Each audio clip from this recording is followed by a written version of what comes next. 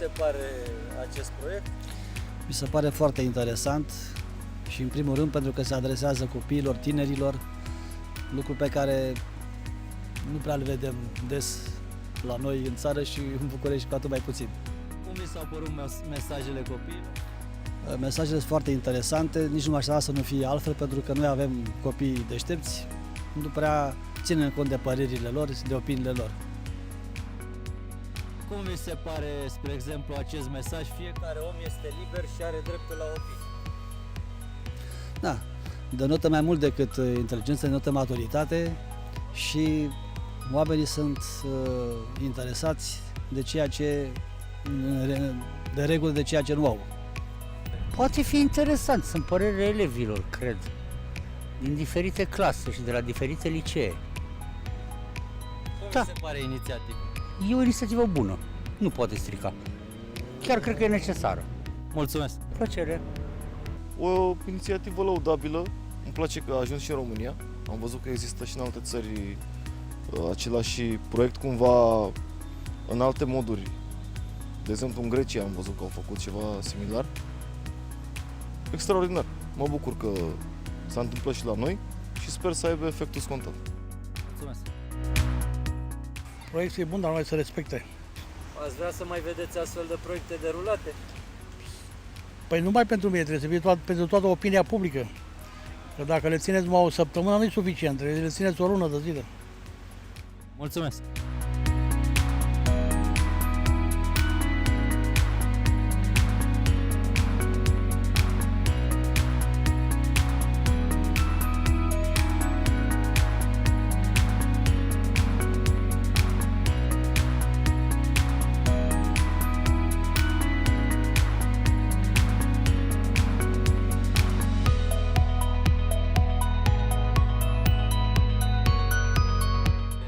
Bună ziua!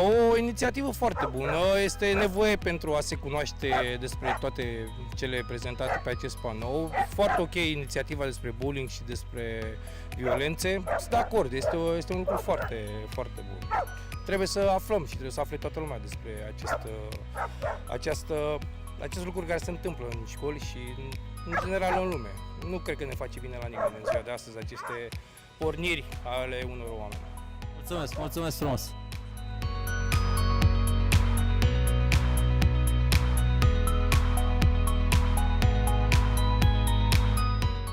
Salut!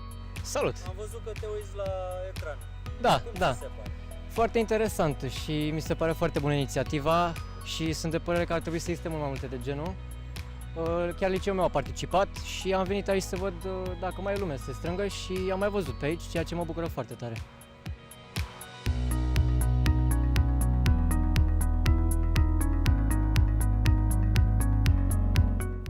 Bună! Păi, sincer, mi se par foarte simpatice. Mă întreb în ce măsură copiii chiar înțeleg întru totul termenii și conceptele despre care vorbesc, dar inițiativa e foarte ok. Un proiect foarte interesant, chiar am stat să mă uit la mesajele pe care le-au scris elevii. Sunt mesaje frumoase, mesaje de bine, despre pace. Chiar e o inițiativă foarte bună și mi-aș dori să existe mai multe inițiative de genul ăsta. Mersi, mersi frumos!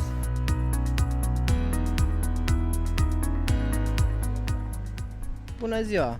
Am citit o parte din mesaje, majoritatea exprimă pozitivitate. Libertatea la opinie în rândul liceenilor este de luat în seamă. Asemenea acțiuni ar trebui repetate și e o inițiativă lăudabilă.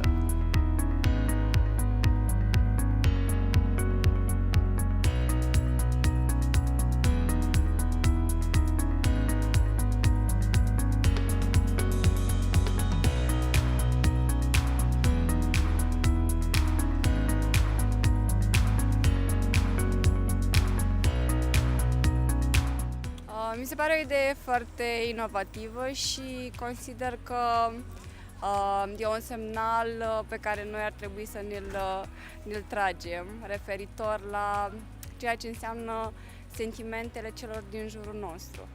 Foarte frumos. Și tu ce părere? Mi se pare o inițiativă interesantă, atâta timp cât le permite oamenilor să-și exprime părerea și ce mi se pare mie interesant este că le permite celorlalți oameni din comunitate să vadă niște mesaje pozitive. De cele mai multe ori observ că sunt mesaje pozitive și cred că au un impact bun asupra comunității. Mulțumesc frumos!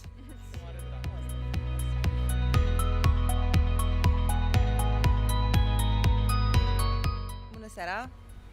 Am văzut că vă uitați la proiecție, cum vi se pare? E foarte frumoasă.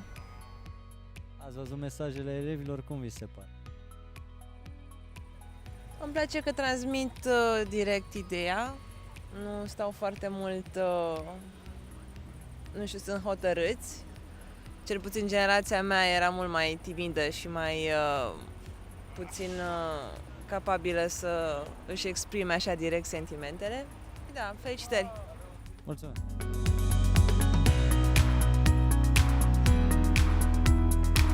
Bună seara! O inițiativă foarte bună de conștientizare a oamenilor că instituțiile existente chiar conlucrează și își fac treaba.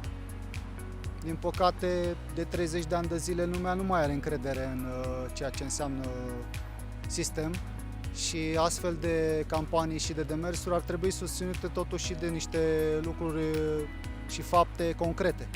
Oricum, o chestie foarte bună. Felicitări!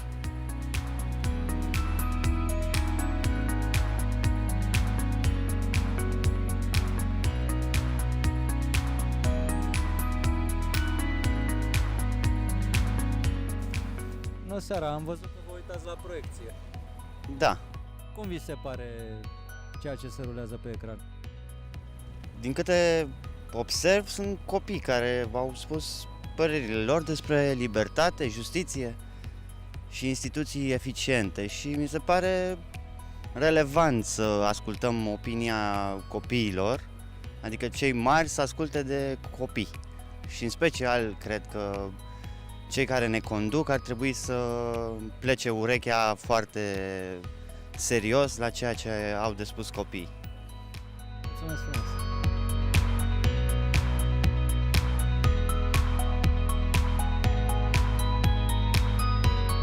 Nu vă spărați, cum vi se pare?